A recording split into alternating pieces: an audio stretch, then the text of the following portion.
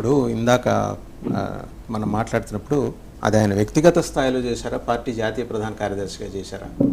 అది నిన్న లోకేష్ బాబు మాట్లాడిన వ్యాఖ్యలు వ్యక్తిగత వ్యాఖ్యలుగా నేను తీసుకోవట్లేదు. అది తెలుగుదేశం సిద్ధాంతంగానే మనం చూడాలి. ఎందుకంటే మన కలపాలు చెప్పినట్టుగా అది పర్సనల్ ఒపీనియన్ ఏమీ కాదనుకుంటాను.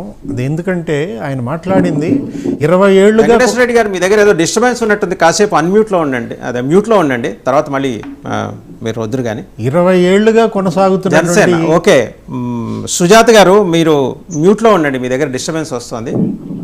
సుజాత గారు, ఇది పేదరిక నిర్మూలనలో భాగంగానే దీన్ని మేము చూస్తామంటూ మీరు అన్నట్టుగా అది సంతుష్టీకరణ కాదు. అది ఒక సోషల్ జస్టిస్ అంటూ 20 ఏళ్ళుగా కొనసాగుతున్నటువంటి రిజర్వేషన్లు, వాటికి మేము కట్టుబడి ఉన్నాం. ఎందుకంటే మొన్న ఎన్నికల ఫలితాలే ఉదాహరణ. ఏది అక్కడ కులం లేదు, మతం లేదు, అందరూ సామూహికంగా బీజేపీ, తెలుగుదేశం, జనసేనకి ఓట్లు విపరీతంగా వెల్లువెత్తిన దీంట్లో మనకు తెలుసు. ఏది ముస్లిం ఓటర్లు 30,000 మంది పైన ఉన్నటువంటి నియోజకవర్గాలు 20 నియోజకవర్గాలు ఉంటే 20 నియోజకవర్గాల్లో కూడా కూటమి అభ్యర్థులే గెలిచారు. ఏది బీజేపీకి ఇన్ని లక్షల్లో ఓట్లు వేశారంటే అందుట్లో మొత్తం ముస్లిం ఓట్లు ఉన్నాయి. తెలుగుదేశం కానీ జనసేన కానీ ఇంత పెద్ద ఎత్తున ఉన్నప్పుడు ఇది పేదరిక ప్రాతిపదికన చూడాల్సిన రిజర్వేషన్లు. కాకపోతే మన బీజేపీ మిత్రులు చెప్పినట్టుగా ఇది సుప్రీంకోర్టులో ఉంది. రాజ్యాంగం మరి దాన్ని ఏ మేరకి సుప్రీంకోర్టు ధర్మాసనం తీర్పిస్తుందో అందరూ వెయిట్ చేయాల్సినటువంటి అవసరం ఉంది. అన్ని పార్టీలు కూడా, లోకేష్ బాబు అయినా లేదు బీజేపీ ఎవరైనా సరే, సుప్రీంకోర్టు తీర్పును అనుసరించే ఏదైనా ఈ దేశంలో జరుగుతుంది. ఎందుకంటే అది అత్యున్నత న్యాయస్థానం కాబట్టి లోకేష్ బాబు వ్యాఖ్యలని తెలుగుదేశం పార్టీ సిద్ధాంతంగానే మనం చూడాలన్నమాట. ఎందుకంటే ముస్లింలకి తెలుగుదేశం పార్టీ మొదటి నుంచి కూడా అది పైకి తీసుకురావటం మనం చూసాం. ముస్లిం మైనారిటీ ఫైనాన్స్ కార్పొరేషన్ పెట్టిందే అప్పట్లో ఎన్టీ రామారావు అన్నమాట. మొదటి నుంచి తెలుగుదేశం పార్టీ ముస్లింలు మోసారు. బ్యాంక్ కూడా ఏర్పాటు చేస్తా అన్నారుగా.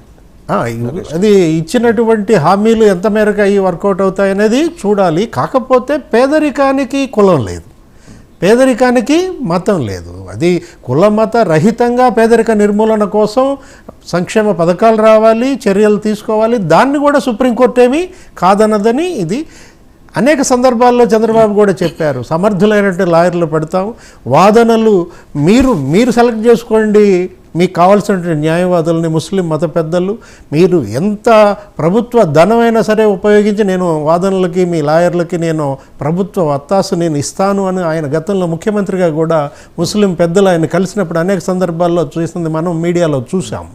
కవర్ అయ్యి కూడా మనం చేసిన ఉదంతాలు ఉన్నాయి.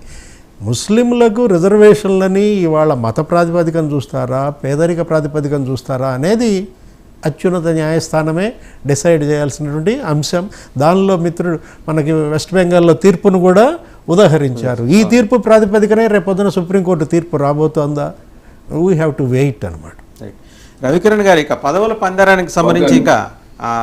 పందేరానికి సంబంధించి నిన్న చాలా స్పెక్యులేషన్స్ నడిచినాయి. దాని మీద కూడా ఆయన మాట్లాడారు లోకేష్ గారు.